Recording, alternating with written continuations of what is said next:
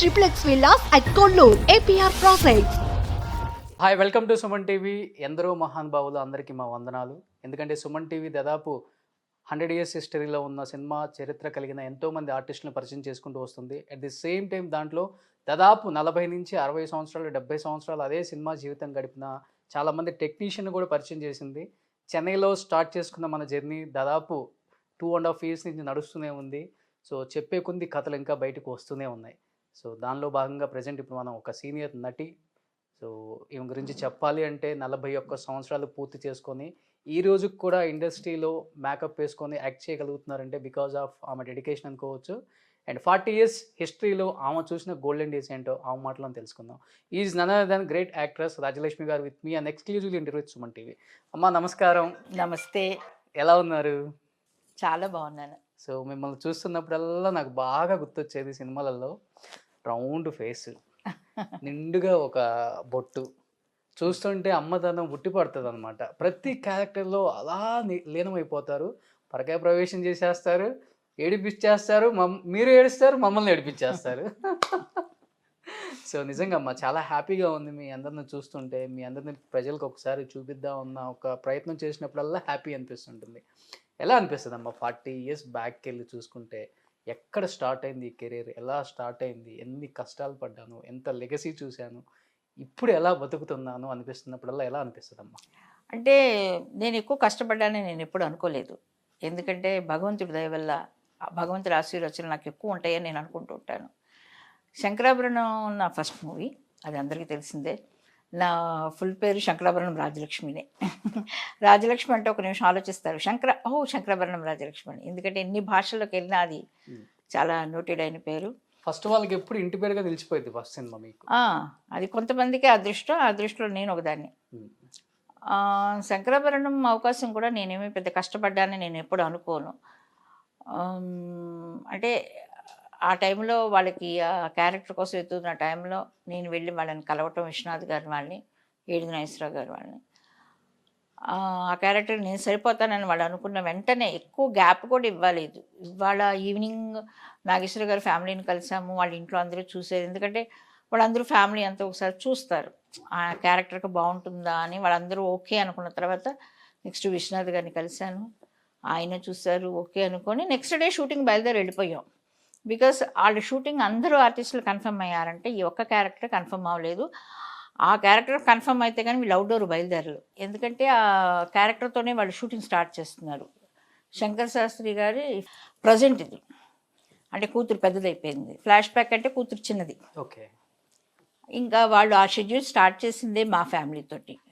అంటే శంకర్ శాస్త్రి గారి ఇల్లు, ఆయన ఆ గొప్ప స్టేజీ నుంచి ఒక మామూలు మనిషిగా వచ్చినప్పుడు వాళ్ళ కుటుంబం, తండ్రి, కూతురు, ఆ తర్వాత చిన్నవాడు వచ్చి మా కుటుంబంలో జారటం, పెళ్లి చూపులు, సాంగ్, ఇదంతా మాదే ఫస్ట్ షెడ్యూల్ అంతా. సెకండ్ సీన్లోనే అర్పించేశారు శారదా అనగానే ఆ భయం. అది యాక్చువల్గా ఫస్ట్ షూటింగ్ స్టార్ట్ చేసిన ఫస్ట్ డే మాకు మా గురువుగారు విశ్వనాథ్ గారికి దైవభక్తి ఎక్కువ. ఆయన తులసి కోట చుట్టూ తిరిగేది ఒక షాట్ చేసి నెక్స్ట్ నాకు చీర కట్టించి కూర్చోబెట్టేశారు సామజ్వరగమన సాంగ్కి, పెళ్లి చూపుల సీన్. ఓకే. అందుకోసం ఆ క్యారెక్టర్ వచ్చి నేను ఎక్కువ కష్టపడ్డాను, ఏదో ఆఫీసుల చుట్టూ తిరిగానని నేను ఎప్పుడు అనుకోలేదు. ఎందుకంటే నేను తిరగలేదు కాబట్టి. అట్లా ఇవాళ ఓకే అనుకున్నారు, అడ్వాన్స్ ఇచ్చారు, నెక్స్ట్ డే బయలుదేరి మేము రాజమండ్రి వెళ్ళిపోయాం. ఒక 15 days షెడ్యూల్. ఆ తర్వాత అదృష్టం కొద్దీ ఆ షూటింగ్ జరుగుతున్నప్పుడే శంకరాభరణం ఒక షెడ్యూల్ మేము రాజమండ్రిలో చేస్తున్నప్పుడే ఫస్ట్ పెళ్లి చూపుల సీన్ కోసం చంద్రమోహన్ గారు వచ్చారు. చంద్రమోహన్ గారు వచ్చిన తర్వాత ఆయన కాంబినేషన్ చేశాము. ఆయనకి షూటింగ్ అయిపోయింది, ఆయన వెళ్ళిపోయారు. నేను ఇంకా స్టిల్ అక్కడే ఉన్నాను రాజమండ్రిలో. వెళ్ళిన తర్వాత చంద్రమోహన్ గారు రాఘవేంద్ర గారితో ఏదో సినిమా చేస్తున్నట్టున్నారు అప్పుడు. ఆయన ఇట్లా కొత్త సినిమాకు ఒక అమ్మాయి కావాలి, కొత్త హీరోయిన్ అనుకుంటున్నాం, చంద్రమోహన్ నీకు ఎవరైనా తెలిసే చెప్పు అన్నారు. మామూలే కదా ఇది అడగటం. అంటే ఆయన చెప్పారంటే ఇట్లాగా విశ్వనాథ్ గారి సినిమాలో కొత్తగా వచ్చింది అమ్మాయి బాగుంది, ఒకసారి మీరు చూడాలంటే చూడండి అని. అంటే వాళ్ళు వెంటనే ఏది నాగేశ్వర గారు ఆఫీస్కి ఫోన్ చేస్తే ఇలా అవుట్డోర్లో ఉన్నా రాలేదు, ఎప్పుడు వస్తానంటే పలానా టైం. సో ఎక్కడ ఉంటున్నారంటే చెప్పారండి. నేను ఇలా దిగాను, ఆ రోజు మార్నింగ్ మా షెడ్యూల్ అయిపోయి మేము వచ్చేసాము. నాకు వెంటనే ఫోన్ లేవు కదా అప్పుడు, ఇంత ఈ సెల్ ఫోన్లు అంతా, కారు వచ్చేసింది. ఎక్కడి నుంచి అంటే ఇట్లాగా రాఘవేంద్రరావు గారు చూడాలంటున్నారు. వెంటనే ఎంత పెద్ద గొప్ప విషయం కదా రాఘవేంద్రరావు గారి డైరెక్షను. అది అప్పుడే ఆయన వేటగాడు, అడవి రావడం అంతా సూపర్ హిట్ మూవీస్ మా ఊళ్ళో మేము చూసి వచ్చిన వాళ్ళం. ఓకే. అలాంటి గొప్ప డైరెక్టర్ని కలవటం అసలు ఆయన నన్ను చూడాలనుకుంటే నా అదృష్టం అది. వెళ్ళి ఆయన కలిసిన తర్వాత ఆయన అన్నారు, సరే ఒక స్క్రీన్ టెస్ట్ చేద్దాము, ఎందుకంటే ఇది ఫుల్ మోడర్న్ క్యారెక్టర్ అని చెప్పి అంటే సరేనని. తర్వాత ఆయన ఒక స్క్రీన్ టెస్ట్ చేశారు, ఒక చిన్న సాంగ్ ఏదో, తర్వాత మోడర్న్ డ్రెస్సులు వేసి చూసినాక ఆయన ఓకే, మురళీమోహన్ గారితో హీరోయిన్ మూవీ కన్ఫర్మ్. నెక్స్ట్ అదే దీంట్లో రౌడీ రాముడు కొంటి కృష్ణుడు అని ఎన్టీ రామారావు గారి ఎన్ఐటి బ్యానర్లో రామారావు గారు, శ్రీదేవి గారు, బాలకృష్ణ గారి పక్కన హీరోయిన్ కోసం ఎత్తుతున్న టైంలో నా గురించి తెలిసి ఆయన కూడా ఇది చూసి ఓకే చేసి మా వాళ్ళు ఫస్ట్ షెడ్యూల్ ఫినిష్ చేసుకుని నేనైతే వచ్చేసాను. నాకు ఇది అయిపోయి వాళ్ళు వచ్చేలోపు నేను 2 సినిమాలు ఆల్రెడీ హీరోయిన్గా బుక్ అయిపోయి ఉన్నాను. ఇంకా నేను ఎక్కడ కష్టపడ్డాను చెప్పండి. సో నక్క తొక్కారనమాట గ్యారంటీగా. ఆ విషయం నేను చెప్పాను కదా, నాకు ఎప్పుడు భగవంతుడి అనుగ్రహం ఉంది, నేను అందులో అస్సలు డినే చేయను. నేను అంటే నా కష్టం నేను పడుతూ ఉండాలి, నా చేతనేందు వర్క్ చేసుకుంటూ పోవాలి. బట్ అట్ ఏ టైం నేను భగవంతుడిని నమ్ముతాను. ఎందుకంటే చాలామందికి సినిమా రిలీజ్ అయ్యి సక్సెస్ అయిన తర్వాత, లేకపోతే మన క్యారెక్టర్ సక్సెస్ అయిన తర్వాత ఆఫర్లు వస్తాయి. నాకు అసలు ఒక షెడ్యూల్ అయిన తర్వాత రావటం అన్నది నిజంగా ఆ రోజుల్లో చెప్పుకునేవాళ్ళు, ఇదేంటి ఆ అమ్మాయి ఏంటి అప్పుడే, ఎవరి అమ్మాయి రాజలక్ష్మి అప్పుడే 2 సినిమాలు చేసేస్తుందంట అనుకున్న రోజులు కూడా ఉన్నాయి ఆ రోజుల్లో. ఇప్పుడు మీరు చెప్పిన దాంట్లో 3 పాయింట్లు నాకు అర్థమైనాయి అమ్మ. ఏంటి? కె విశ్వనాథ్ గారితో వర్క్ చేయాలన్నది ప్రతి ఒక్కరి డ్రీమ్. అప్పుడులో ఆయన సినిమాలో వెనక కనపడితే చాలు మనకి మన జీవితం ధన్యం అయిపోద్ది అనుకుంటారు ప్రతి టెక్నీషియన్ కూడా, ప్రతి ఆర్టిస్ట్. అండ్ సెకండ్, చంద్రమోహన్ గారితో యాక్ట్ చేసిన ప్రతి హీరోయిన్ టాప్ హీరోయిన్ గా వెళ్ళిపోయిందంట. అది ఎంతవరకు వాస్తవం కాదో మాకైతే తెలియదు, అది బయట అయితే ఒక ఉంది. ఇంకొకటి, ఇమీడియట్ గా ఎన్టీఆర్ గారి సినిమాలో వర్క్ చేయటం గ్రేట్, అండ్ ఆయన చేత మీరు షబాస్ అనిపించుకున్నారు. ఎస్ ఈ 3 రాఘవేంద్ర గారు ఎలాంటి డైరెక్టర్, ఆయన డైరెక్షన్లో నేను 2 సినిమాలు వెంటనే హీరోయిన్గా చేశాను. బాలకృష్ణ గారు ఆయన అప్పుడే కాలేజీ ఫినిష్ చేసి వచ్చినట్టున్నారు. ఇద్దరం ఇక్కడే హైదరాబాద్ షూటింగ్. అది ఒక గోల్డెన్ డేస్. ఎలా నిజమేనమ్మా, చంద్రమోహన్ గారితో యాక్ట్ చేస్తే హీరోయిన్ టాప్ అవుతారంటారు అని అంటారు. అలాగే చాలా మందికి అలాగే జరిగింది కదా. శ్రీదేవి ఇప్పుడు శ్రీదేవి గారు, జయసుధ గారు, జయప్రద గారు, ఆ లిస్టులో చాలా మంది ఉన్నాం. నేను కూడా ఒకటి దాన్ని ఉన్నాను ఆ లిస్టులో. ఎందుకంటే ఆయనతో చేసిన తర్వాతే అది సెంటిమెంట్ అనండి ఏమన్నానండి, అది నిజమే. అది అలా చూసుకుంటే అందరం ఉన్నాం చాలామంది లిస్టులో దాంట్లో. కాబట్టి నమ్మచ్చు, తప్పే ఉంది. ఇండస్ట్రీ అంటేనే సెంటిమెంట్స్ అండి, మనిషి అంటే ప్రతిదానికి సెంటిమెంట్. ఆ సెంటిమెంట్ మనం నమ్మాల్సిందే.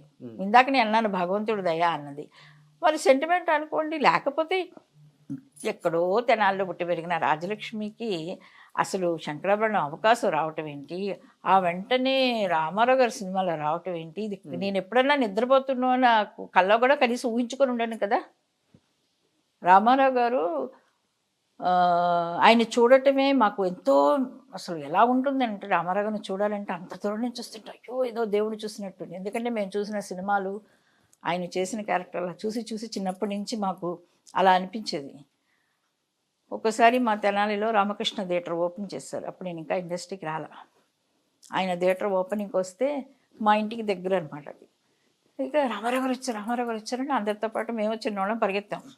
ఆ పక్క బిల్డింగ్ నుంచి రామారావు గారు అక్కడ చెయ్యూపి ఇలా తిరిగితే ఆహా మా జన్మ ధన్యమైపోయింది అనుకున్న మేము మరి ఆయనతో కలిసి ఆయన్ని ఎదురుకి వెళ్ళి కలిసి జనవరి 1కి ఆయన కాళ్ళకి నమస్కారం చేసి, నిన్నే చూశానమ్మా శంకరాభరణం చాలా బాగా చేసేవారా అని ఆయన చేత అనిపించుకుంటే ఇంతకంటే మాకు నేషనల్ అవార్డులు ఇంకేమన్నా కావాలా. అది మేము చేసుకున్న పుణ్యం. అది మీరు అది దాన్ని సెంటిమెంట్ అనండి ఇంకోటి అనండి, అది నేనేం చెప్పలేను. సో తెనాలంటేనే కళాకారులకు పెట్టింది పేరు కదా. చాలా మంది ఉన్నారు అక్కడి నుంచి అగ్రనట్లంతా. తెనాలి అంటే వెంటనే తినాలి మందు తినాలి. ఈయన మార్తరాయ్ గారి కాదు, ఏవిఎస్. అదే ఇందిరా సినిమాలో డైలాగే పెట్టారు, తెనాలలో అందరూ ఒకసారి మేల్కోండి ఎంతమంది ఉన్నారు. మేలుకోవటం కాదు కానీ మా తర్వాత అంతా తగ్గిపోయారు. నా తర్వాత దివ్యవాణి ఒకటి వచ్చినట్టుంది. ఆ తర్వాత ఇప్పుడు ఎక్కడ నేను తెనాలి నుంచి ఆర్టిస్టుల పేర్లు వింటలేదు. ఓకే, నేను వింటలేదు. మేబీ ఉండొచ్చు అక్కడ టెక్నీషియన్స్ వాళ్ళు వీళ్ళు, ఆర్టిస్టులకు అనుకుండా తగ్గిపోయింది. ఇప్పుడు అంతా తెనాలి నుంచి వచ్చినా చెప్పుకోవట్లేదు కదా, మేడింగ్ ఫ్రమ్ జపాన్ అని. లేదు, ఎప్పుడు పుట్టిన ఊరిని, పుట్టిన దేశాన్ని, తిండి పెట్టిన ఇండస్ట్రీని ఇవన్నీ మర్చిపోలేము, మర్చిపోకూడదు. సో నటసింహం, తెర మీద నటసింహం మాకు. సో ఆన్ స్క్రీన్ నటసింహం, ఆఫ్ స్క్రీన్ ఎలా ఉంటారమ్మా? ఫస్ట్ కాలేజ్ డేస్ అయిపోయి ఆయన యాక్ట్ చేయడానికి ఇండస్ట్రీకి వచ్చారు. బాలకృష్ణ గారు సో స్వీట్ అండి, చాలా సరదాగా ఉంటారు. ఎంత సరదాగా ఉన్న అప్పుడే కదా ఆయన కాలేజీ ఐ థింక్ డిగ్రీ అయిపోయి బయటకు వచ్చినట్టున్నారు. ఎంత సరదాగా యాక్ట్ చేసేవాళ్ళము. నేను తనతో చాలా సినిమాలు చేశాను. జనని జన్మభూమిలో విశ్వనాథ్ గారి డైరెక్షన్లో తన హీరోయిన్గా నేను చేశాను. ఇప్పటికీ ఎక్కడ కనిపించిన ఎంతో అప్యాయంగా బలకరిస్తారు. బాలకృష్ణ గారిలో మీకు బాగా నచ్చిన కామన్ పాయింట్ అంటే ఆఫ్ స్క్రీన్ ఎలా ఉంటారు అసలు? కంటే నాకు బాలకృష్ణ గారు అంటే, నేను ఎప్పుడు బాలకృష్ణ గారిని పేరు పెట్టే పిలిచేదాన్ని. ఇప్పుడు కూడా ఎప్పుడైనా మామూలుగా మాట్లాడతాం. ఆయన పెద్దవాళ్ళని విపరీతంగా గౌరవిస్తారు. ఎందుకంటున్నానంటే నేను ఆ కళతో చూశాను. సీనియర్ ఆర్టిస్టులు ఎవరైనా వస్తే కూర్చున్నా కూడా లెగిసి వెళ్ళి ఆయన ఎదురు తీసుకొచ్చి వాళ్ళని కూర్చోబెట్టి ఆయన కూర్చున్నది, అది నా కళతో చూశాను. అట్లాగే తోటి ఆర్టిస్టులు అంటే చాలా అభిమానంగా ఉంటారు. సిన్సియారిటీకి ఇంపార్టెంట్ ఇస్తారు. మనకు టైమింగ్ సెన్స్ ఇలాంటివన్నీ చాలా ఇంపార్టెంట్ ఇస్తారు. కోపం అంటారా, అది పక్కన పెట్టండి, ఎవరికైనా కోపం వస్తుంది. ఇప్పుడు మనం సిన్సియర్గా నిజంగానే బాలకృష్ణ గారికి ఏమో నాకు తెలుసు బాలకృష్ణ గారికి. అప్పుడైతే నేను ఎప్పుడు చూడలేదు. మీ ఫ్రాంక్గా చెప్తున్నాను, అబద్ధం కాదు, మీ కెమెరా ముందు చెప్తున్నాను కాదు. నేనైతే ఎప్పుడు చూడలేదు. నేను ఒక 3-4 మూవీస్ అన్న చేశాను. నేను ఎప్పుడు చూడలేదు. మంచి వ్యక్తి, చాలా మంచి వ్యక్తి, చాలా చాలా మంచి వ్యక్తి. మనం ఇప్పుడైనా ఎక్కడ కనిపించినా ఎంత ఆప్యాయంగా పలకరిస్తారు. ఒకసారి అంటే అంత పెద్ద రామారావు గారి కొడుకు ఏంటి అసలు, మా మదర్కి ఒంట్లో బాగాలేదు, ఆపరేషన్ అయిందంటే మేము కథానాయకుడు సినిమా చేస్తున్నాం. ఓకే, మా అమ్మగారితో చాలా ఇదిగా ఉండాడు. అమ్మ అనుకుంటే చాలా ఆప్యాయంగా ఉండేవారు. అమ్మ ఎలా ఉన్నారమ్మా అంటే, మేమంతా అప్పుడు అమ్మ వాళ్ళు వచ్చేవారు కదండి షూటింగ్కి, అందుకోసం బాగా పరిచయం అనమాట. అయితే అమ్మ ఎలా ఉందంటే, అమ్మకి ఇలా కొంచెం చిన్న మైనర్ ఆపరేషన్ జరిగింది ఇవాళ అంటే, నేను వస్తాను ఇంటికి అన్నాను. నాకు నిజంగా షాక్ అనమాట. ఎందుకంటే అప్పటికి కథానాయకుడు సినిమా అప్పుడు పెద్ద హీరో రామారావు గారు అబ్బాయి, మనం ఎలా ఎక్స్పెక్ట్ చేస్తాం. అమ్మని చూస్తాను వచ్చి అన్నారు. అంటే రావద్దని అనలేం కదా, మాకు తొందరగా షూటింగ్ అయిపోయింది, సరేనని చెప్పి నేను వచ్చేసాను. ఇద్దరం కలిసి వచ్చాం. వస్తే మా ఇంట్లో ఆ రోజు సత్యనారాయణ జరుగుతుంది. ఓకే, అప్పుడే వాళ్ళ అమ్మగారు పోయిన కొత్తలో ఆయనకు వెయిట్ చేసి అమ్మని చూసి పలకరించి, పూజ అమ్మ పూజలోంచి గబికం లేచి రాలేదు కదా, అందుకోసం వెయిట్ చేసి చూసి పలకరించి ఎలా ఉన్నారు అని, అవన్నీ మర్చిపోలేమండి. అంటే అంత అభిమానం, ఒక అభిమానం అంటే అంత అభిమానిస్తారు. అంటే పెద్దవాళ్ళని గౌరవించటం అవన్నీ రామారావు గారి దగ్గర నేర్చుకున్నాం మేమంతా. ఆయన కూడా అంతే. ఓకే, సో రామారావు గారితో యాక్ట్ చేయడం అనేది ఒక వరం ఆర్టిస్టులకి. తప్పకుండా.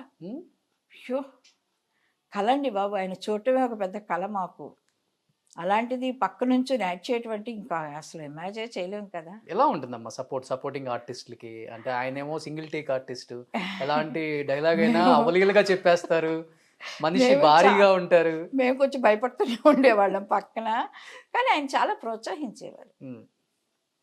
ఏదన్నా కూడా రాజలక్ష్మి ఏం పర్వాలేదు కమాన్ అనేసరికి మనం కొంచెం ధైర్యంగా, అంతేగాని మనల్ని డిస్కరేజ్ చేసేవాళ్ళు కాదు. అందుకోసం వాళ్ళు గొప్పనట్లు అయ్యారు. ఏంటి ఇన్ని టేకులు తీసుకుంటారు ఇవన్నీ? ఏమో ఎప్పుడు నేను వినలేదు. నేను రామారావు గారితో కనీసం ఒక 5-6 సినిమాలు చేస్తుంటాను. నేను ఎప్పుడు అసలు ఇంత కూడా నాకు ఇది లేదు, గుర్తులేదు. రామారావు గారిని తలుచుకుంటే ఎన్నెన్నో మంచి మంచి విషయాలే గుర్తు వస్తాయి. ఎంత జోవిల్గా ఉంటారు అంటే, అందరితోటి మాట్లాడతారా నవ్వుతూ అంటే చెప్పలేము, బాగానే మాట్లాడతారు. మనం వెళ్ళి మాట్లాడతారు. కాకపోతే మనకే ధైర్యం ఉండదు అంత దగ్గరికి వెళ్ళి మాట్లాడేంత ధైర్యం. కానీ ఆయన చాలా ఫ్రీగా ఉంటారు, చాలా ఫ్రీగా ఉంటారు.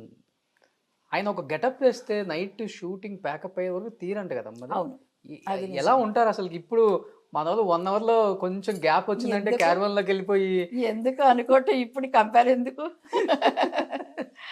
అంటే ఇప్పుడు నేను రామారావు గారితో పౌరాణిక సినిమాలు అయితే ఏమీ చేయలేదు, కానీ చెప్పున్నారు. కిరీటం పెడితే ఆయన మార్నింగ్ మళ్ళీ ప్యాకప్ అయిన తర్వాత మార్నింగ్ 6 o'clock ఆయన మేకప్ అంతా రెడీ అయిపోయి కిరీటం పెట్టుకుంటే మళ్ళీ ప్యాకప్ అయిన తర్వాత తీసేవారంట. వెయిట్ 8 ఎంత ఉందో అది. మరి దానివల్ల ఆయనకి ఆ బరువు కూడా తెలిసేది కాదు. ఉమ్. మేబీ నేను అనుకోవటం ఆ క్యారెక్టర్ ఊహించుకున్నప్పుడు వీళ్ళు ఇలాగే కదా ఉండేవాళ్ళు అనుకునేవారేమన్నా, నాకైతే తెలియదు.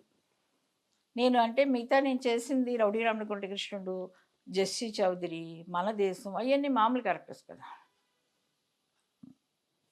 అందుకోసం నాకు ఇది వింటమే తప్పితే నేనైతే కడతా చూడలేదు ఏది కిరీటం వాటి గురించి. ఉమ్. ఏదైనా సింగిల్ టేక్లు అయిపోద్దా రామారావు గారిది?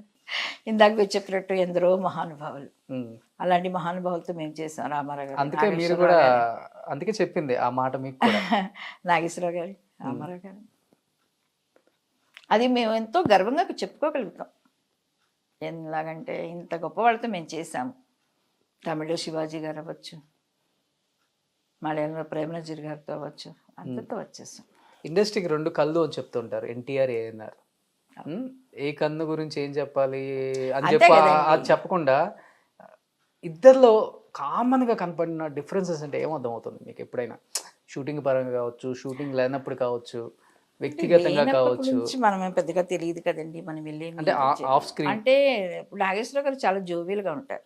ఆయనతో అందరూ ధైర్యంగా వెళ్ళిపోయి మాట్లాడేస్తారు. ఆయన ఎప్పుడు అందరితో చాలా జోవియల్గా ఉంటారు. ఆయన కూతురు క్యారెక్టర్ చేసినా, లవర్ క్యారెక్టర్ చేసినా, ఎవరితో చేసినా ఆయన సరదాగా కూర్చొని చెప్తారు. అందరూ చక్కగా వెళ్ళిపోయి నవ్వుతూ మాట్లాడతారు. రామారావు గారితో కొంచెం మాట్లాడతాను భయపడతాం. అలానే ఆయన కోపిష్టనో ఏదో మాట్లాడతారని కాదు, మనమే ఎందుకున్నా కొంచెం భయపడతాం. అంతే తేడా నాకు తెలిసింది. ఓకే, హీరోయిన్స్ అంటే ఈ క్వశ్చన్ అడగలేం, కానీ క్యారెక్టర్ ఆర్టిస్ట్ చేసే వాళ్ళని ఈ క్వశ్చన్ తప్పకుండా అడగాలి. ఒక హీరోకి చెల్లెలుగా కనపడతారు ఒక సినిమాలో తక్కువ, పొద్దునే చూస్తే లవర్గా కనపడతారు, సాయంత్రం చూస్తే పిన్నో పెద్ద అమ్మో కనపడతారు, ఇంకో దాంట్లో చూస్తే భార్యకు కనపడతారు. ఇన్ని వేరియేషన్లు వచ్చినప్పుడు అక్కడ స్క్రీన్ మీద ఎలా యాక్ట్ చేసి, ఇక్కడ స్క్రీన్ మీద ఎలా యాక్ట్ చేసి సేమ్ హీరోతో కాదు, మామూలుగా అసలు ఫస్ట్ షార్ట్ అప్పుడు ఎలా ఉంటుంది ఫీలింగ్? నాకైతే ఎప్పుడు ఏమి అనిపించింది వాళ్ళకి కానీ నేను మురళీమోహన్ గారితో ఫస్ట్ నా సెకండ్ పిక్చర్ హీరోయిన్గా చేశాను. నిర్దోషి అనే సినిమాలో ఆయనకు చెల్లెలుగా చేశాను. ఆ క్యారెక్టర్ చేసినప్పుడు అలాగే ఉంటాము, ఈ క్యారెక్టర్ చేస్తే ఇలాగే ఉంటాం. అంతేగాని లవర్ క్యారెక్టర్ చేసినంత మాత్రాన ఓ లవర్గా ఫీల్ అవ్వవు, వైఫ్ క్యారెక్టర్ చేస్తే వైఫ్గా ఫీల్ అయిపోతావా ఏంటి? అంటే మామూలుగానే అప్పుడు ఆర్టిస్టులు అంతా కూడా క్యారెక్టర్లు ఇన్వాల్వ్ అయిపోతారు కదా. అంతే, ఇన్వాల్వ్ అయ్యేది ఆ క్యారెక్టర్ వరకే కదా. ఇప్పుడు నేను ఈ క్యారెక్టర్ చేస్తున్నానండి, ఈ క్యారెక్టర్ చేస్తున్నాను, ఒక సిస్టర్ క్యారెక్టర్ చేస్తున్నానంటే సిస్టర్ లాగే ఫీల్ అవుతాను. అన్నయ్య అంటాము, ఆ కౌలించుకుంటాము, ఏడుస్తాము, మొత్తుకుంటాము. ఆ లవర్గా చేసామంటే ఆ చిలిపిగా మాట్లాడటం అది ఇది చేస్తాం. ఆ టైంలో మనం వేసుకున్నాము ఆ గెటప్, ఆ డ్రెస్, ఆ క్యారెక్టర్ గురించి ఆలోచిస్తాం. కానీ అయ్యో నిన్నే కదా ఆయనతో నేను వచ్చే చెల్లి క్యారెక్టర్ మీరు చేశాను, అనుకోరు, వాళ్ళు అనుకుంటారు. వాళ్ళ సంగతి మనకెలా తెలుస్తుంది? మీరు భలే నేను కొంతమంది ఆర్టిస్టులను కదిలిస్తూ చెప్పారమ్మా, నేను పిన్ని అని పిలవలేదండి, అవని వద్దు ఈ క్యారెక్టర్, నేను అమ్మ అని పిలవలేనండి. అయి ఉండొచ్చేవాళ్ళు. నాకైతే అలాంటి ఎక్స్పీరియన్స్లు ఏమీ రాలేదు. ఆల్మోస్ట్ అందరు యాక్టర్స్తో వర్క్ చేశారు. నాగార్జున, వెంకటేష్, బాలకృష్ణ, చిరంజీవి గారు, ఎన్టీఆర్, ఏఎన్ఆర్, కృష్ణంరాజు, శోభన్ బాబు, శివాజీ గణేశన్, ఎంజీఆర్ గారితో చేయలేదు. మేము ఆయన అప్పటికే రిటైర్డ్ అయిపోయారు. మీ ఇండస్ట్రీకి వచ్చేటప్పటికి ఆయన చీఫ్ మినిస్టర్ అయిపోయారు. ఓకే, శోభన్ బాబుతో హీరోయిన్గా చేశారా? నేను శోభన్ బాబు గారితో హీరోయిన్గా చేయలేదు, కానీ ఆయన సినిమాలు చాలా చేశాను. ఓకే, కృష్ణ గారితో 2-3 సినిమాలు హీరోయిన్గా చేశాను. కృష్ణ గారితో కూడా మోహన్, చాలా మంది ఉన్నారు. మోహన్ బాబు గారు. ఇంతమంది ఆర్టిస్టులలో మీకు కన్వీనియంట్గా, మీకు ఈ హీరోతో నాకు చాలా బాగుంది చేయాలని కంఫర్ట్ ఎక్కువ ఉంటుంది? అలాగంతా మీరేమి కాంట్రవర్సీలకు వెళ్ళద్దు. మాకు అందరూ మాతో బాగా ఉంటారు. అందరూ ఒక్కొక్కరు ఒక్కొక్క మనస్తత్వం. మాకెప్పుడు వీళ్ళ వల్ల మేము కష్టపడ్డాము, బాధపడ్డాము అన్నది నేను ఎప్పుడు అనుకోలేదు ఇంతవరకు. ఎవరైనా ఏముందండి ఆర్టిస్టులో ఎందుకు ఉంటుంది ఆ ఫీలింగ్ నాకు తెలియదు. వాళ్ళ వల్ల మేము ఎందుకు బాధపడ్డాము, కష్టం అని కదమ్మా, కొంతమందితో వర్క్ చేసేటప్పుడు కంఫర్ట్ అనిపిస్తుంది. అదంతా ఏమీ లేదు, నాకైతే ఎప్పుడు ఏది అనిపించలేదు. కంఫర్ట్ అంటే ఇప్పుడు సేమ్ ఏజ్గా చేసామనుకోండి, అప్పుడు పేర్లు పెట్టి పిలుచుకుంటాము, అదనేది ఒక డిఫరెంట్. ఇప్పుడు మాతో ఇప్పుడు కృష్ణ గారు అవ్వచ్చు, కృష్ణరాజు గారు అవ్వచ్చు, రామారావు గారు, నాగేశ్వరరావు గారు, ఓకే అది ఇంకా వాళ్ళ గురించి నేను చెప్పలేను. వీళ్ళందరితో చేసినప్పుడు వాళ్ళని మాకంటే సీనియర్ ఆర్టిస్టులు, అలా పేర్లు పెట్టి పిలుచుకోలేము కదా. అలానే కంఫర్ట్ లేదని నేనేం చెప్పను. అంతేగాని ఎవరితో చేసినా ఆర్టిస్టులు అందరూ పాపం చాలా ఎంకరేజ్ చేసేవాళ్ళు. మా సీనియర్ ఆర్టిస్టులు అయినా మా ఏజ్లో అప్పుడు మేము చేసేవాళ్ళు కొంచెం తక్కువే, ఫ్రాంక్గా చెప్పాలంటే మా ఏజ్లో మాకంతా అప్పుడు సీనియర్ ఆర్టిస్టులే.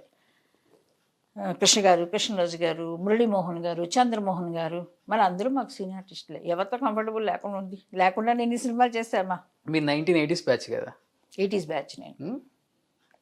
1980s బ్యాచ్ రీయూనియన్ అప్పుడు మీరు కనిపించదు నాకు. ఏమో వాళ్ళకి కనిపించలేదు, వాళ్ళకి నేను కనిపించలేదు అంతే. నాకు అందరూ కనిపిస్తూనే ఉంటారు. అంతే కదా.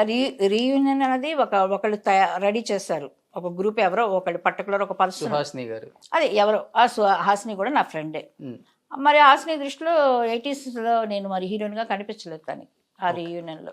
అందుకోసం నన్ను ఇన్వాల్వ్ చేయలేదు. What is so big deal అన్న. దాంట్లో లేనంత మాత్రం నేను 80s ఆర్టిస్ట్ కాకుండా పోను, శంకరాభరణం లాంటి గొప్ప సినిమా నేను చేయకుండా పోలేదు. Okay, sorry. బట్ మీకైతే ఉంది లోపల 90s 80s రీయూనియన్లో. అది అస్సలు లేదండి, అస్సలు లేదు, అస్సలు ఇంత కూడా లేదు. ఎందుకు ఉండాలి? ఇప్పుడు అందరూ నాకు ఫ్రెండ్సే. ఇప్పుడు దాంట్లో ఉన్నవాళ్ళు అందరూ 90% నా ఫ్రెండ్సే. ఏమైంది? ఎక్కడైనా కలుస్తూనే ఉంటాం, మాట్లాడుకుంటూనే ఉంటాం. ఆ రోజు అక్కడికి వెళ్ళి కలిస్తేనే కలిసినట్ట లేదే.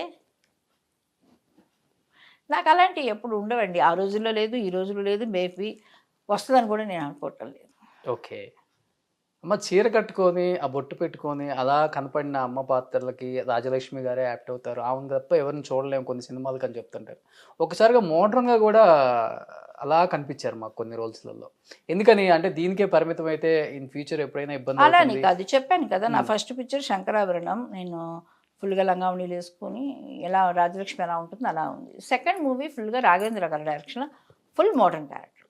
అంతేగాని ఇలాగ కనిపించకూడదు, అలా క్యారెక్టర్ డిమాండ్స్ అంతే కదా. ఇప్పుడు ఆ క్యారెక్టర్ వచ్చేసి ఫుల్ పక్కా మోడర్న్ క్యారెక్టర్.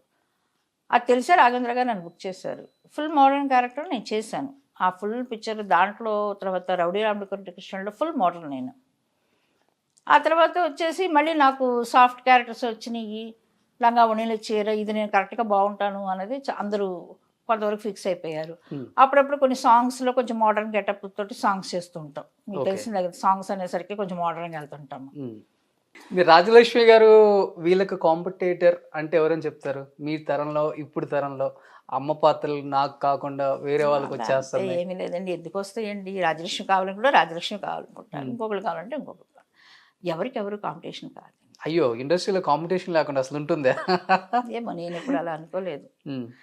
తెలుగు ఇండస్ట్రీలో నాకు క్యారెక్టర్స్ వస్తే బాగుంటూ నేను చెయ్యాలని నా కోరిక అయితే ఉంది. ఎందుకంటే నా మాతృభాష ఇది. ఓకే, అంటే మీ టైంలో కొంచెం ఆర్టిస్టులు ఫిక్స్ అయిపోయిన తర్వాత కథ ఫిక్స్ చేసుకుంటారు, కానీ ఇప్పుడేమో కథ ఓకే అయిపోయిన తర్వాత దానికి తగ్గట్టుగా ఆర్టిస్టులను ఫిక్స్ చేస్తున్నారు కదా. ఇప్పుడు మీరు అన్నదే రివర్స్ అయింది. ఎందుకంటే ఆ రోజుల్లో కథను బట్టి ఆర్టిస్ట్ని బుక్ చేసుకునేవాళ్ళు.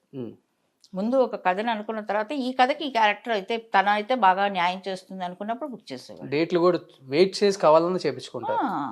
ఇప్పుడు రాజలక్ష్మి కావాలి ఈ క్యారెక్టర్ కంటే కావాల్సిందే, వెయిట్ చేస్తారు, లేదు అడ్జస్ట్ చేసుకుంటారు, డేట్లు ఏదో చేస్తారు. అంతేగాని కథ కోసం క్యారెక్టర్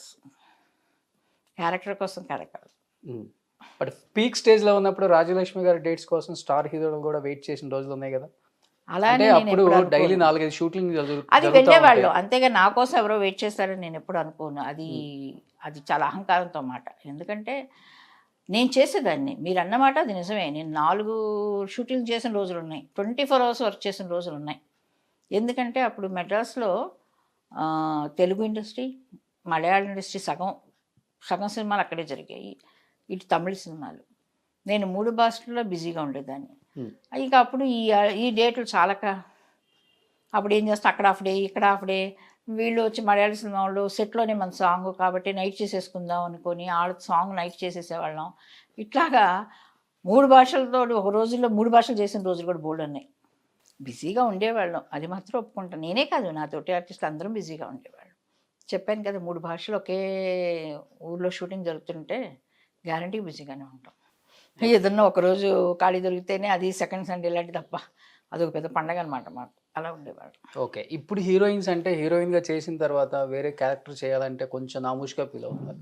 బట్ మీ రోజుల్లో హీరోయిన్గా చేసిన ప్రతి హీరోయిన్ కూడా ఏమాత్రం వెనక తగ్గలేదు. వచ్చిన ప్రతి క్యారెక్టర్ని చేతికి తీసుకొని యాక్ట్ చేసి నిరూపించుకున్నారు. ఎలా అంటే- ఉండేది కాంపిటీషన్ అసలు ఆ రోజుల్లో? అంటే అప్పుడు హెల్దీగా ఉండేదా లేకపోతే హెల్తీగానే ఉండేదండి, హెల్తీగానే ఉండేది. ఒకరినొకరిని మాటలు అనుకునే విధంగా ఉండేయా? శుభ్రంగా ఎక్కడ కనిపించినా అందరూ మాట్లాడుకుంటా, అందరూ కనిపించగానే ఎంతమంది టెక్నీషియన్స్ హీరోయిన్ గా చేసి అమ్మ క్యారెక్టర్లు చేసేవాళ్ళు ఇప్పటికి కూడా మీరు మీ జనరేషన్ వాళ్ళు? హెల్తీగానే ఉండేది. ఇప్పుడైనా ఎక్కడ కనిపించినా మాకు సీనియర్ ఆర్టిస్టులు జయసుధ్ గారు వచ్చు, జయప్రద గారు వచ్చు, వీళ్ళందరూ ఎక్కడ కనిపించినా ఆప్యాయంగా మాట్లాడతారు మమ్మల్ని. జయసుధ్ గారు అయితే విక్రమ్ మన ఎక్కడో ఇప్పుడు కాదు, మన మీద ఎక్కడో కనిపించడం కూడా విక్రమ్ నన్ను కౌగిలించుకుంటారు. అంటే అప్పుడు ఏంటంటే ఆర్టిస్టులు మనం టాలెంట్ నిరూపించుకునే అనుకునేవాళ్ళం. మనకి గ్లామర్తోనే పైకి వచ్చేద్దాము, ఏదో హీరోయిన్ అంటే హీరోయిన్గానే ఉండాలి అని. క్యారెక్టర్, మనకు ఆ క్యారెక్టర్ ఇంపార్టెంట్. చిన్నదైనా సరే ఆ క్యారెక్టర్లో మనం చేసాము అంటే ఓ రాజలక్ష్మి ఈ క్యారెక్టర్ చేయగలుగుతుంది, ఫలానా ఆర్టిస్ట్ ఏ క్యారెక్టర్ అయినా చేస్తుంది అనుకునేవాళ్ళు. అందుకోసం మీరు అన్నట్టు ఆ తేడాలు కనిపించేవి కాదు. ఓకే. సో మ్యాక్సిమం అమ్మ ఒక ఆర్టిస్ట్కి డేట్లు ఫిక్స్ చేసి షూటింగ్ ఉందని చెప్పిన తర్వాత చాలా వరకు నేను చాలామంది ఆర్టిస్టుల దగ్గర విన్నాను, అనుకోకుండా ఆ క్యారెక్టర్కి వేరే వాళ్ళని ఫిక్స్ చేసేసుకుంటారు because of some reason, some ఈ నెపోటిజం అంటుంటారు, ఇప్పుడు నెపోటిజం అంటున్నారు. సమ్ రాజకీయాలు ఎక్కువ జరిగేటప్పుడు ఈ రోజుల్లో తక్కువ, యాక్చువల్గా చెప్పాలంటే మా రోజుల్లో ఎక్కువ అని చెప్పి ఆర్టిస్టులు ఎక్కువ మంది ఉన్నారు. దాని మీద మీ కామెంట్ ఏంటి? అవునా, నాకు తెలీదే. అలా చెప్పిన ఆర్టిస్టులు ఎవరో మరి మా జనరేషన్ వాళ్ళేనా, మా గ్రూప్ తెలిసిన వాళ్ళైనా? అంటే మమ్మల్ని బుక్ చేసేసుకొని నెక్స్ట్ డేకి వేరే వాళ్ళు చేంజ్ చేసుకుంటారు ఆ క్యారెక్టర్. అలాంటివన్నీ తక్కువ జరిగాయి నాకు తెలిసినంత వరకు ఆ రోజుల్లో. ఇప్పుడన్నా అలా జరుగుతున్నాయా అన్న, ఆ రోజుల్లో అలా జరగడానికి చాలా ఛాన్సెస్ తక్కువ. ఎందుకంటే ఒక డైరెక్టర్, ఒక ప్రొడ్యూసర్ డిసైడ్ చేసేవాడు ఈ క్యారెక్టర్ పలానా వాళ్ళ అని. మేబీ ఎక్కడో 1-2 జరిగి ఉండొచ్చు, వాళ్ళ ఎక్స్పీరియన్స్లో వచ్చి ఉండొచ్చు. ఇప్పుడు నా ఎక్స్పీరియన్స్ అడిగితే నాకైతే అలాంటివి ఎప్పుడు జరగలేదు. ఇప్పుడు నా మ్యారేజ్ ఫిక్స్ అయ్యింది. నేను మ్యారేజ్ ఫిక్స్ చేసుకున్న తర్వాత నేను సింగపూర్ వెళ్ళిపోతున్నాను, ఏం చేయాలి? అప్పుడు ప్రొడ్యూసర్ దగ్గర రిక్వెస్ట్ చేస్తాను, ప్లీజ్ వీలైనంతవరకు నా షూట్ అంతా ఫినిష్ చేసుకోండి అని. ఇలాంటివి నేను చెప్పేది. మన పర్సనల్గా కొన్ని వచ్చేసి చూస్ చేస్తామే తప్పితే, అంతేగాని నా క్యారెక్టర్ ఏంటి పలానా వాళ్ళకి పోయిందండి అంటే ఒక్కొక్కసారి అండి కొన్ని పరిస్థితులు ఎవరికైనా జరగచ్చు. మేబీ నాకు కూడా 1-2 జరిగి ఉండొచ్చు. ఇప్పుడు అది గుర్తుపెట్టుకొని చెప్పేంత ఇంపార్టెంట్ నాకేం అనిపించట్లేదు. అంతేగాని ఆ రోజులు ఎక్కువ ఉన్నాయి, ఈ రోజుల్లో లేవు అని నేనైతే అనుకోను. ఈ రోజుల్లో ఎక్కువ ఉన్నాయి అంటారు? ఐ థింక్ సో, ఈ రోజుల్లోనే ఎక్కువ ఉన్నాయి నాకు అనిపిస్తుంది. అమ్మా ఇంత స్ట్రాంగ్గా దీని మీద బిలీవ్ అయ్యి ఉన్నారు కదా, నిజంగా లైఫ్లో ఎప్పుడన్నా ఏడ్చి ఎమోషనల్ అయ్యి బాధపడ్డ సందర్భాలు ఉన్నాయా నిజంగా ఇండస్ట్రీకి వచ్చిన తర్వాత? అంటే ఇండస్ట్రీకి ఎందుకు వచ్చానని ఎప్పుడు బాధపడి ఏడ్చారు నేను. నాట్ ఓన్లీ ఫర్ ఇండస్ట్రీ కోసం కదా, దేని గురించి అయినా ఏడుస్తుంది, ఏడవకుండా ఎమోషనల్గా ఎందుకు ఉండవండి. ఇప్పుడు మాకు పిల్లలు పుట్టారు, మా పెద్ద బాబు పుట్టినప్పుడు ఒంట్లో బాగున్నా హాస్పిటల్ అయినప్పుడు న్యాచురల్గా ఒక యాజ్ అ మదర్గా నేను అది ఫీల్ అవ్వకుండా ఉంటాను. మా అమ్మగారు చనిపోయారు, ఇలాంటివన్నీ ఎమోషనలే కదా, ఏడవకుండా ఎలా ఉంటాం? స్ట్రాంగ్ అంటారా, మెంటలీ స్ట్రాంగ్గా ఉండాలి ప్రతి ఆడవాళ్ళైనా సరే మగవాళ్ళైనా సరే. చిన్న విషయాలు నాకు చాలా ఇండస్ట్రీకి వచ్చాక బాధేస్తుంది. నేర్చుకున్నారా, ఫస్ట్ నుంచే ఉందా మీకు? ఏమండి ఇలాంటివన్నీ పుట్టుకతోనే వస్తాయి అంటారు. చిన్న వయసులో తెలిసేది కాదు. మేబీ ఇప్పుడు ఇంకా కొంచెం స్ట్రాంగ్ అయ్యాను అనుకుంటున్నాను నేను. మనకు తెలిసి ఒక్కడిని హర్ట్ చేయలేదు, ఓకే, భగవంతుని నమ్మాము, ఆయనకి తెలుసు మనకేం చేయాలి అని. మీరు అన్నారు నేను ఎవరిని హర్ట్ చేయను అని. మనల్ని ఎవరు హర్ట్ చేయట్లేదంటే మన వేరే వాళ్ళు మనల్ని హర్ట్ చేయడానికి రెడీగా ఉంటారు అండి. కొన్నిసార్లు జరుగుతూ ఉంటాయి చిన్నవి. కాకపోతే ఏంటి అంటే కొంచెం చూసి చూడనట్టు వెళ్ళిపోతూ ఉంటాము. ఎందుకు వచ్చింది అంటే నేనైతే నాకు తెలిసి వేరే వాళ్ళ వల్ల ఏమన్నా బాధపడ్డారా ఇండస్ట్రీలో? వేరే వాళ్ళ వల్ల ఏమన్నా బాధపడిన సందర్భాలు? చిన్నవి జరుగుతుంటాయిలేండి. ఎవరైనా మనమేం బాధపడకుండా, మనమేమి అంత ఇదేం కాదు కదా, మనుషులమే కదా అందరం. ఏదైనా ఒకటి చిన్న విషయాలకు బాధపడే రోజులు కూడా ఉంటాయి. గుర్తు చేసుకోవాలి ఇప్పుడు అవి ఏంటి అని. ఎందుకంటే వదిలేస్తాం, జస్ట్ వాచ్ అవుట్ అంతే. ఇండస్ట్రీలో మంచి చెప్పేవాళ్ళు, మన రూట్లో మనం వెళ్దాం అనుకునే వాళ్ళు, నిజాలు చెప్పేవాళ్ళు చెప్పండి, అడగండి ఇంకా అవ్వలేదు మీకు. ఎక్కువ రోజులు సస్టైన్ అవ్వరు, ఎప్పుడు ఆన్ స్క్రీన్ ఆఫ్ స్క్రీన్ బాగా యాక్ట్ చేస్తూ ముద్దగా ఉండాలి, నవ్వుతూ. ఆ యాక్టింగ్ అనేది పడుకునేటప్పుడు ప్యాకప్ అనాలి అంటుంటారు, నిజం? అంటే నిజమే, ముక్కుసూటి వాళ్ళకి ఎప్పుడు ఉంటుంది. నేను కొంచెం ముక్కుసూటిగా మాట్లాడతాను, కాకపోతే అది హర్ట్ చేయటం అనేది కాదు, నా మనస్తత్వం అది. ఓకే, ఇది కరెక్ట్ కాదు అంటే నా దృష్టిలో అది కరెక్ట్ కాదు అంటాము. అలా అని నాకు నచ్చలేదు అనుకోండి, ఈ మధ్య చెప్పను నేను. ఎందుకంటే నచ్చకపోతే దూరంగా ఉంటే బెటర్. ఎందుకంటే ఎవరు తీసుకోరు. ఎప్పుడైనా నిజం చెప్తే నచ్చదు ఎవరికైనా. ఏమండి మీరు చాలా అందంగా ఉన్నారంటే అది అందం ఉన్నా లేకపోయినా ఆహా ఓహో అనుకుంటారు. అది జనరల్గా చెప్తాను. అదే వెంటనే భుజాలు తడుకున్నారు చూసారా, అది చెప్తాను. ఇప్పుడు నాకైనా సరే మీరు ఏదైనా చెప్తే మాకు తెలుసు ఏంటి మనుషులు ప్రతి వాళ్ళకి ఎవరికైనా లోపాలంటే తెలిసినా కూడా అలాగా అనేసి ఊరుకుంటాము.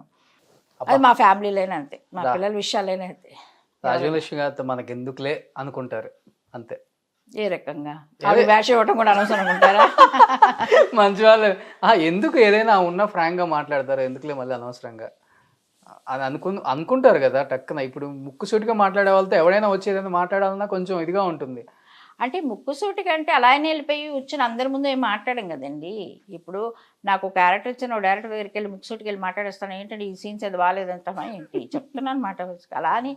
అలానే కాదు, నిజాన్ని ధైర్యంగా తీసుకోగలగాలి. లవ్ మ్యారేజ్ అరేంజ్ మ్యారేజ్ మీది? మాది లవ్ కమ్ సీక్రెట్ ఏముంది ఇందులో, అందరికీ తెలిసింది. 30 ఏళ్ళు అయిపోయింది మా పెళ్ళి, ఇవాడే ఉంది సీక్రెట్. 1989 అనుకుంటా, 91 మ్యారేజ్. Love come arrange.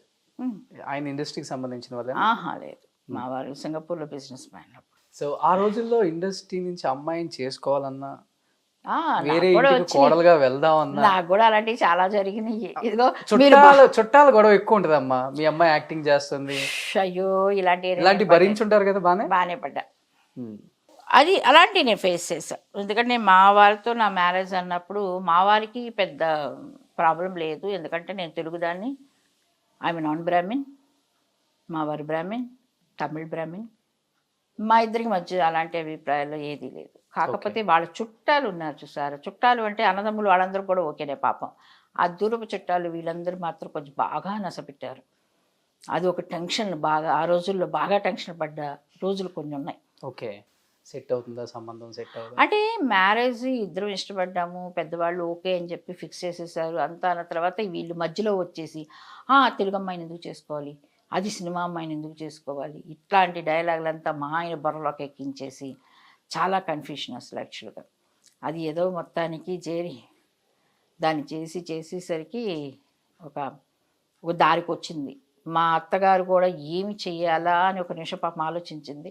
అయితే మా ఆయన కొంచెం చేస్తే తన్నే చేసుకుంటా, లేకపోతే మానేస్తాను పెళ్ళి అనేసరికి వేరే దారి లేక సరిపో ఎలాగన్నా బాగుండి మీరు అని చెప్పి పెళ్లి చేసేసి వదిలేసారు. ఓకే, అంటే ఇండస్ట్రీలో మీరు చేస్తున్నప్పటికీ లవ్ స్టార్ట్ అయింది? ఒక 2 months అంతే మా ఇద్దరి మధ్య పరిచయం, పెళ్ళి అన్ని కలిపేసరికి గట్టిగా 2 నెలలే అంతే. 2 నెలల్లో పరిచయం, 2 నెలల్లో పెళ్లి చేసుకుని వెళ్ళిపోయాను నేను. Okay, very fast. ఇప్పటికి సింగపూర్లోనే ఉంటున్నారమ్మా? మా వారు సింగపూర్లో ఉంటారు, మేమంతా అప్ అండ్ డౌన్ తిరుగుతూనే ఉన్నాం. ఏం చేస్తుంటారు సార్? బిజినెస్ చేస్తున్నారు, ఓన్ బిజినెస్ సింగపూర్లో. ఓకే, అప్పుడప్పుడు వస్తుంటారు? నేను వెళ్తుంటాను, ఏదో ఈ కరోనా వల్లే కొంచెం వెళ్ళలేకపోవడం. ఆయన ఫీలింగ్ ఏంటి, పెళ్ళైన తర్వాత సినిమాలు స్టాప్ చేయవద్దు ఇవన్నీ ఉన్నాయి? లేదు, నేను మానేశాను కదా. ఆయనకు వచ్చి ముందులా చెప్పారు, నువ్వు వెళ్ళి నేను ఇక్కడ సింగపూర్లో, నువ్వు వెళ్ళి ఇండియాలో యాక్ట్ చేస్తూ కూర్చుంటే కుదరదు. ఎందుకంటే నాకు సినిమా అయిపోయిన తర్వాత కూడా కొన్ని ఆఫర్లు వచ్చినాయి, నేను మ్యారేజ్ చేసుకున్నప్పుడు కూడా. ఇంట్లో ఎక్కువ అమ్మా మీద లేకపోతే సార్దా పై చేయి? అది అంతే, మీదే నాకు తెలుసు. లేదు అలా అనుకుంటున్నారు కదా, ఇలా మాట్లాడాననే నేను అనుకుంటున్నా. మా వారే, ఆయనకే కొంచెం కోపం అంత ఎక్కువ, ఆయనకే మేము భయపడుతుంటాం. నేను చాలా సాఫ్ట్ అండి బాబు, ఇప్పుడు ఇలా బోల్డ్గా మాట్లాడుతున్నాను మీ ఇంటర్వ్యూలో అనుకొని నేను వచ్చేదో చాలా ఇది అనుకుంటారు ఎవరన్నా, ఫుల్ కంట్రోల్ ఫ్యామిలీ మొత్తం అని. అంత సీన్ ఏమీ లేదు. ఏదో మీరు టీవీ కెమెరా ఆన్ చేశారు కాబట్టి నేను ఇలా మాట్లాడుతున్నాను. 24/7 మాట్లాడి కెమెరా ముందు అలవాటు అయిపోయింది. సీరియల్ ఇంత పేజీ డైలాగ్ చెప్పి ఇప్పటికీ మా వారే, మా ఇంట్లో ఆయన మాటే. పిల్లలు ఏం చేస్తుంటారమ్మా? పెద్ద బాబు ఇదే ఇండస్ట్రీ. ఓకే, హీరోగా? అంటే యాక్చువల్గా తను వచ్చేసి BSc ఫిల్మ్ టెక్నాలజీ చేశాడు and specialise in camera and direction. మా అదృష్టం, తన అదృష్టంతో ఒక తెలుగు మూవీలో హీరోగా అవకాశం వచ్చి చేశాడు, ఇంకా రిలీజ్కి రెడీగా ఉంది. ఓ సూపర్, అయితే మీ ఫ్యామిలీ నుంచి ఒక హీరో దిగేస్తున్నాడు అనమాట.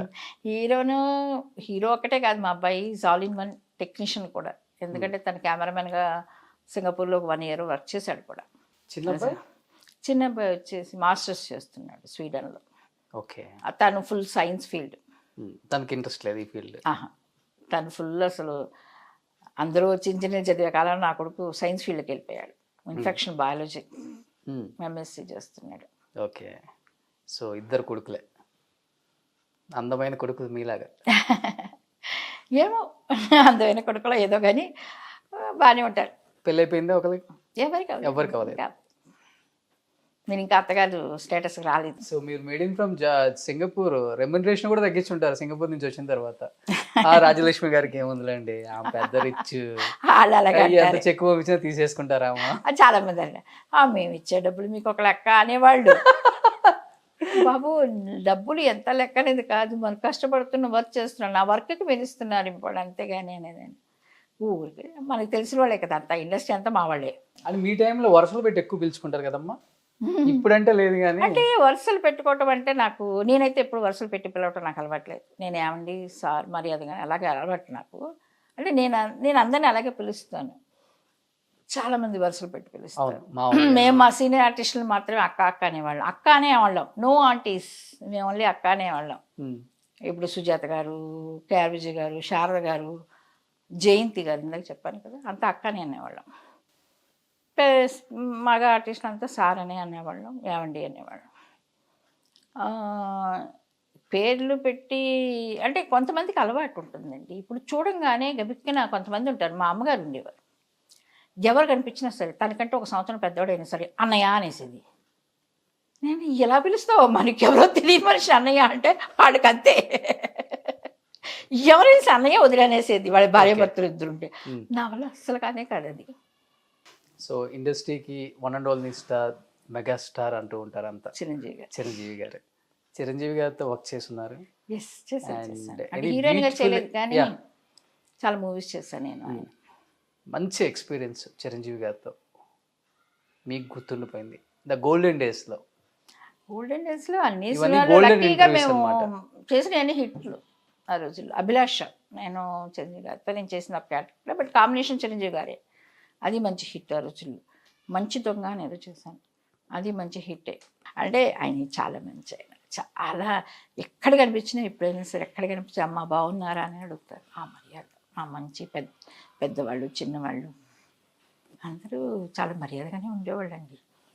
ఒక షాట్ కోసం స్టార్ అయినప్పుడు కూడా, ఒక షాట్ కోసం ఆ షాట్ అయిపోయిందాక, ఆ షాట్ చాలా బాగా వచ్చిందాక, అది డాన్స్ కానీ డైలాగ్ కానీ ఏదైనా కానీ అసలుకి ఆయనకి ఆ తప్పని ఉంది కాబట్టే కదా ఈరోజు మనం మెగాస్టార్ అంటున్నాము. ఊరికి నేను ఆయన మెగాస్టార్ అంది, ఆయన ఎంత కష్టపడే ఉంటారు.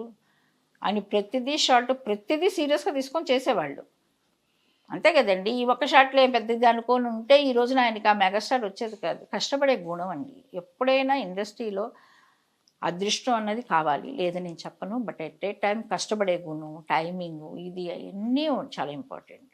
ఈరోజు మరి చిరంజీవి గారి గురించి మనం మెగాస్టార్ ఇలా చెప్పుకుంటున్నామంటే ఆయన ఎంత కష్టపడి పైకి వచ్చారు. లేడీ టెక్నీషియన్తో ఎలా ఉంటారు మా చిరంజీవి గారు? లేడీ టెక్నీషియన్తో ఎలా ఉంటారు అసలు? లేడీ టెక్నీషియన్స్ ఎవరున్నారు? ఆర్టిస్టులు అందరితో జోవియల్గానే ఉంటారు. అందరితో చక్కగా మాట్లాడతారు, నవ్వుతూ మాట్లాడతారు.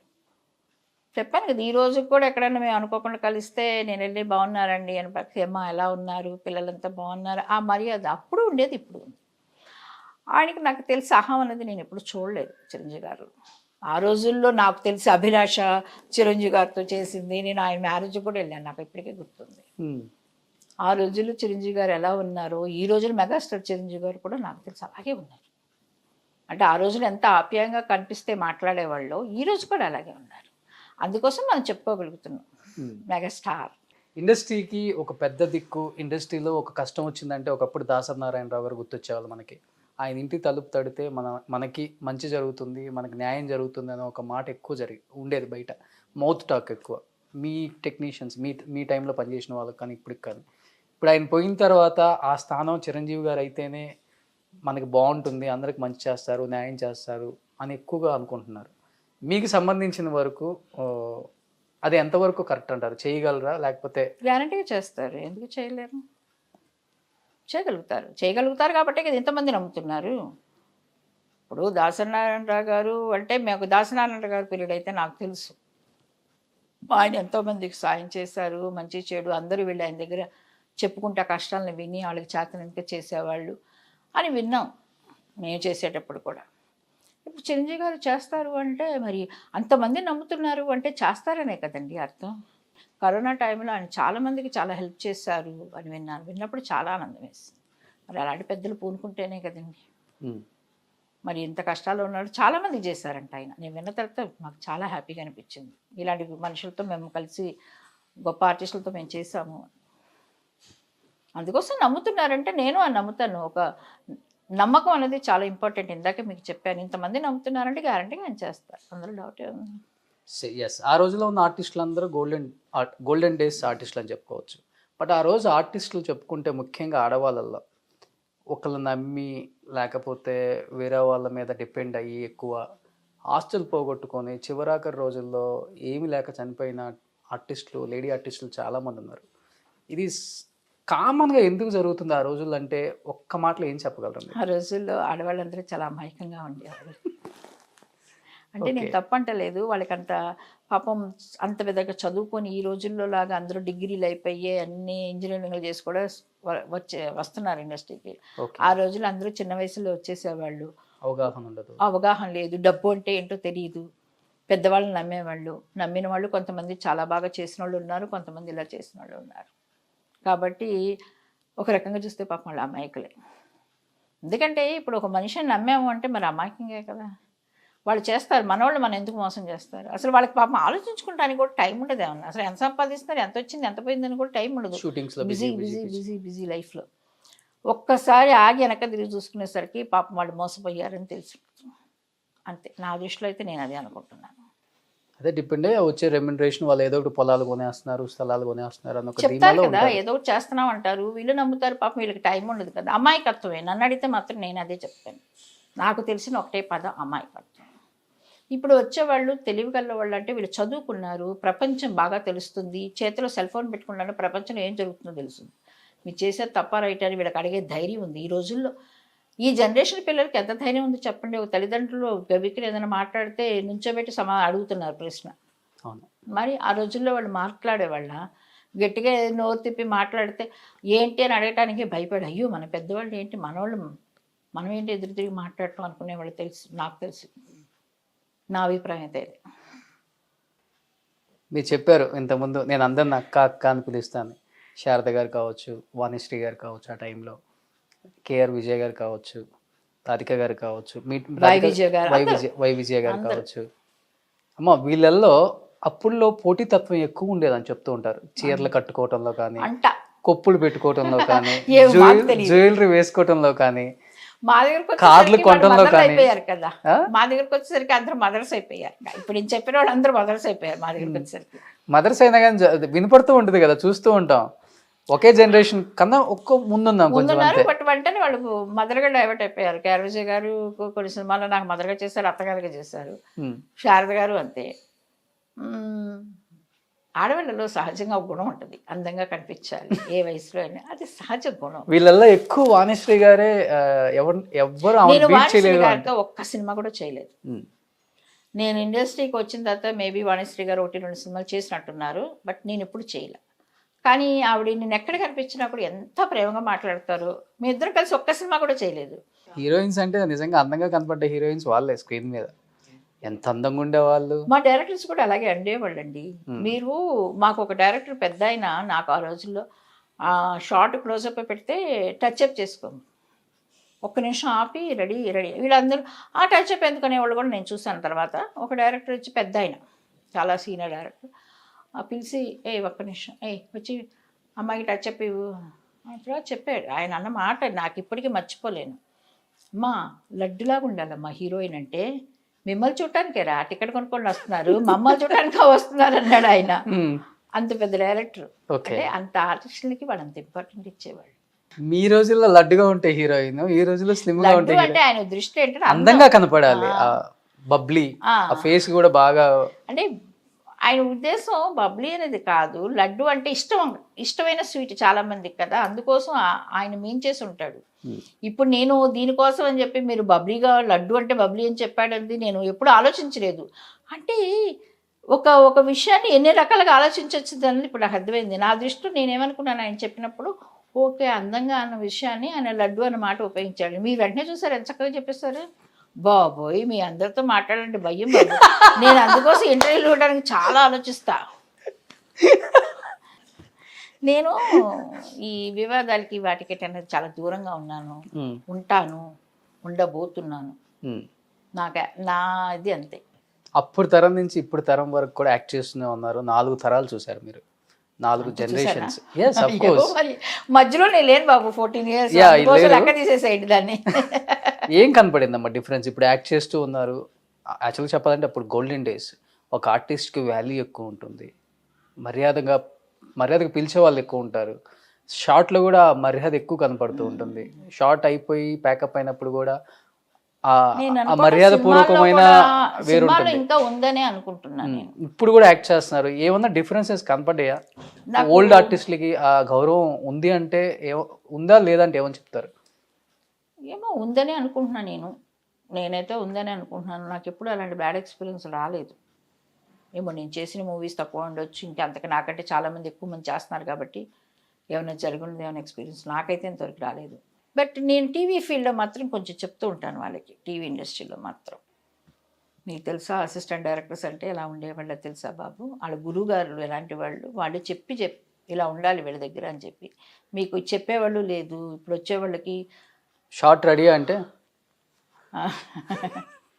అక్కడెక్కడో నుంచొని రెడీ అని అంటాడు.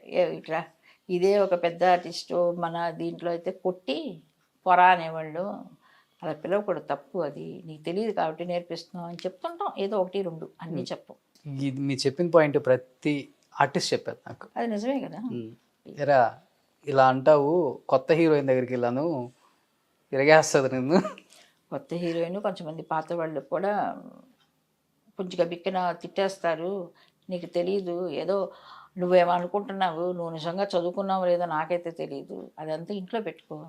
వర్క్కి వచ్చావు, నువ్వెంత గొప్పడవైనా ఇక్కడ అనవసరం. నువ్వు చేసేది అసిస్టెంట్ డైరెక్టర్ పని అంటే నీ పని ఇంతే. ఒకళ్ళు వచ్చి మర్యాదగా పిలవాలి, ఒక ఆర్టిస్ట్ని వచ్చి. అది నీ డ్యూటీ. అది తెలుసు కదా నువ్వు వచ్చావు. మేడం షార్ట్ రెడీ అంటే సరిపోద్ది కదా. పిల్లలు ఉడుకు రక్తం, ఇళ్లలో కొంచెం గారాభంగా పెరిగొస్తారు కదా కొంతమంది. అందరూ అలా నేను చెప్పను, ఎక్కడైనా మంచి చెడు ఉంటుంది కదా. పాపం వాళ్ళకి అది తెలియదు. ఓకే. కొంతమంది ఇళ్లలో కూడా నేర్పరు, వాళ్ళు ఏం చేసినా కూడా కరెక్టే అనుకుంటారు. ఇన్ని సినిమాలు చేశారు, ఎంతో చూశారు, ఏం కనపడింది డిఫరెన్స్ సినిమాకి సీరియల్కి? ఇక్కడ ఒక టైమింగ్ ఉండదు, ఎక్కువ టైమింగ్ కిల్ అవుతుంటుంది. నైట్ 10 అవుతుంది, 12 అవుతుంది. ఈ టైంలో అట్లా ఉండదు. 7 అంటే 7, 6 అంటే 6 ప్యాకప్. సీరియల్లో కూడా ఎందుకు అబద్ధం చెప్పాలి? నా టైమింగ్ అంటే 9 to 9. నేను ఆ పైన ఉండను. ముందే ఒప్పుకునేటప్పుడు కమిట్మెంట్, బాబు నేను 9 వరకు వర్క్ చేస్తాను, ఇష్టమైతే నన్ను బుక్ చేసుకో, అంతకు మించి నేను చెయ్యలేను, నాకు అవసరం లేదు. అంటే ఒక మనిషి 9 to 9 వర్క్ చేయాలంటే నేను ఆల్రెడీ నీకు 7:30కి నీ స్పాట్కి వస్తే నేను రెడీ అవ్వగలుగుతాను. మళ్ళీ నేను 9కి నువ్వు నన్ను వదిలితే నేను ఇంటికి వెళ్ళి నేను మేకప్ తీసి నేను ఏదైనా తిని పడుకునేసరికి నాకు అయిపోతుంది. లేవడానికి మళ్ళీ 6 o'clock లేచి పరిగెత్తాలి. కాబట్టి ఇంతకంటే చేసే ఓపిక లేదు, ఇంట్రెస్ట్ లేదు. ఆ రోజుల్లో వయసులో ఉన్నప్పుడు 2 రోజులు 3 రోజులు షూటింగ్ చేసేసేవాళ్ళం కంటిన్యూగా, day and night. Comfort zone ఎక్కువ ఉంటుందమ్మా సీరియల్స్లో. కంఫర్ట్ అంత హ్యాపీ లైఫ్ లీడ్ చేశారు అక్కడ. ఇక్కడ ఇప్పటికీ మాకు ఇచ్చే మర్యాద మాకు ఇస్తూనే ఉన్నారు కాబట్టి మా వరకు ఓకే. బట్ మేము అంతకంటే ఎక్కువ ఆలోచించదలుచుకోలేదు. మా వరకు ఓకే, మేము కంఫర్టబుల్గానే చేస్తున్నాం. అన్ని చోట్ల చేయలేము కాబట్టి నేను చాలా చూజీగా చేస్తాను. అక్కడ కూడా పెద్ద రెమ్యునరేషన్ చూసుంటారు, ఇక్కడికి వచ్చేసరికి చిన్న రెమ్యునరేషన్ ఉంటుంది. Remuneration okay. మీ ఫస్ట్ శంకరాభరణం, ఫస్ట్ శంకరాభరణకి నాకు 5,000 ఇచ్చారు మా ప్రొడ్యూసర్ గారు. అదే చాలా పెద్ద అమౌంట్ మాకు ఆ రోజుల్లో. 5,000 ఏం తక్కువ ఏంటి? 5,000 అంటే అదే చాలా పెద్ద విషయం, చాలా పెద్ద అమౌంట్. అప్పుడు 500కే మంచి 2 bedrooms 3 bedroom హౌస్లే దొరికాయి రెంట్కి. మీ ఉన్న ఇల్లు అయితే అప్పుడు అంటే 500 700. ఎస్. సో గోల్డెన్ డేస్ గర్ల్స్లో ఇప్పటికి రాజలక్ష్మి గారికి మంచి ఫ్రెండ్స్ అంటే ఎవరమ్మా? మంచి అయినా చెడైనా ఒక ఫ్యామిలీ మెంబర్ లాగా ఉండేవాళ్ళు ఆ రోజుల్లో ఆర్టిస్టులు అంతా? ఆర్టిస్టులు ఉన్నారు, కాకపోతే నేను కొంచెం ఎక్కువగా క్లోజ్గా ఉండేది మా శంకరాభరణం ప్రొడ్యూసర్ గారు వాళ్ళ అమ్మాయి డాటర్. ఆ రోజు నుంచి నాకు ఫ్రెండ్, ఈ రోజుకి స్టిల్ ఓకే మా ఫ్రెండ్షిప్ అలా సాగుతూనే ఉంది. మంచి వచ్చినా చెడు వచ్చినా. కొంతమంది ఉన్నారు ఆర్టిస్టులు, వాళ్ళు ఆర్టిస్టులు అయ్యి రిటైర్డ్ అయిన వాళ్ళు ఉన్నారు. అలాంటి వాళ్ళు 1-2 మంచి ఫ్రెండ్స్ ఉన్నారు. మీకు అదే పిక్చర్ కాబట్టి అదే నా సినిమా షూటింగ్కు తను వచ్చేది శంకరాభరణం షూటింగ్కి. అప్పటి నుంచి ఫ్రెండ్, స్టిల్ కంటిన్యూ. దేవుడి దేవల్ల మా ఫ్రెండ్షిప్ అట్లాగే కంటిన్యూ అవుతూనే ఉంది. సో ఇండస్ట్రీలో ఇన్ని అచీవ్ అయ్యారు, ఇంకేంటమ్మా మీ లైఫ్ అంబిషన్ అంటే ఇంకేంటి, ఏం ఏం achieve చెయ్యాలనుకుంటున్నారు అయ్యాను? ఏం ఇంకా అచీవ్ అయ్యా ఒక నేను? క్యారెక్టర్ ఆర్టిస్ట్ గా? లేదు, మీరు అడిగిన దానికి నాకు చెప్పండి, ఏం అచీవ్ అయ్యా నేను? ఏం అచీవ్ కాదు అది చెప్పండి. ఏమో నాకైతే ఏమనిపించట్లేదు ఇంతవరకు నేను చాలా అచీవ్ అయ్యాను అది ఇది నేనేం అనుకోవట్లేదు. ఉమ్, ఏదో నా పని, నా డ్యూటీ, నేను నా ఆర్టిస్ట్ని, నాకు ఇచ్చిన సినిమాలు, నాకు ఇచ్చిన క్యారెక్టర్లు జాగ్రత్తగా చేసుకుంటూ, మా ప్రొడ్యూసర్కి ఇబ్బంది లేకుండా, మా డైరెక్టర్కి ఇబ్బంది లేకుండా నా పని ఏదో నేను చేసుకుంటూ పోతున్నాను. మరి అది అచీవ్మెంటే కదా. ఏమో నాకు తెలియదు, అందుకోసం అడిగాను ఏంటి అచీవ్మెంట్ అనేది. అంటే ఒక ప్రొడ్యూసర్కి నష్టం కలగకూడదు, ఎందుకంటే వాళ్ళు లేకపోతే మేము లేవు అని నమ్మే దానిలో నేను ఒకదాన్ని. ప్రొడ్యూసర్ అన్న లేకపోతే ఆర్టిస్టు లేరు, ఎవరూ లేవు. ఆయన ముందుకు వస్తేనే కదా, ఒక సినిమా తీస్తేనే కదా మాకు వేషాలు ఇచ్చారు. గోల్ ఏమి లేదు, భగవంతుడి దయలో బాగున్నాను. ఓకే. పిల్లలు శుభ్రంగా చక్కగా సెటిల్ అయిపోవాలి, హ్యాపీగా ఉండాలి, అంతే. అంతకంటే పెద్ద ఆశలు కోరికలు అలాంటివి ఏమీ లేదు. సో ఇప్పుడు కంప్లీట్ గా హైదరాబాద్ లో ఉంటున్నారమ్మా? హైదరాబాద్లో ఉంటున్నాను. తెలుగులో ఇంకా మంచి సినిమాలు యాక్ట్ Yes, చేయాలి. నా కోరిక అదే. Hmm. మీ ద్వారా కూడా నేను అదే అందరినీ రిక్వెస్ట్ చేస్తున్నాను. నేను ఇక్కడే ఉంటున్నాను, నాకు మంచి అవకాశాలు ఇస్తే నా చేతనైనంత వరకు నేను బాగా చేయాలని కోరిక. అంటే చెయ్యాలని కాదు, చేసి నిరూపించుకున్నారు, ఇంకా మళ్ళీ చేసేది ఏముంది. అదానే నేనే అనుకున్నాను. ఎస్. సో రాజ్యలక్ష్మి గారు హైదరాబాద్లోనే ఉంటున్నారు. సో ఎన్ని సినిమాలలో ఒక అమ్మగా చూసామో, ఇలాంటి అమ్మని ఇంకా ఇప్పుడు తరం కూడా అమ్మగా చూడటానికి మా అందరికి అంత ముద్దుగా కనపడుతున్నారు ఇంకా స్క్రీన్ ముందు. Thank you. సో మీరు ఇలానే హ్యాపీగా ఉండాలమ్మా, సంతోషంగా ఉండాలి. మీ లెగసీని కంటిన్యూ చేయడానికి మీ వారసుడు వచ్చేసాడు. మీ కొడుకు కూడా మీరు అమ్మాయిగా చేయాలి సినిమాలో ఈసారి. నా కోరిక కూడా ఉంది, నాకు కూడా చూద్దాం. సో మా ఇద్దరికి కలిసి ఎవరైనా ప్రొడ్యూసర్ డైరెక్టర్ ఇస్తే తప్పకుండా చేస్తాను, కానీ ఓకే, తన్నాతో చేయాలి అది అది. నిజంగా థ్యాంక్ యూ అమ్మా, చాలా హ్యాపీగా ఉంది మిమ్మల్ని చూడటం ఇలా. సో నాకు చాలా సంతోషంగా ఉంది, చాలా రోజుల నుంచి అడుగుతున్నా ఇంటర్వ్యూ నేను ఇప్పటికి ఇవ్వగలిగాను.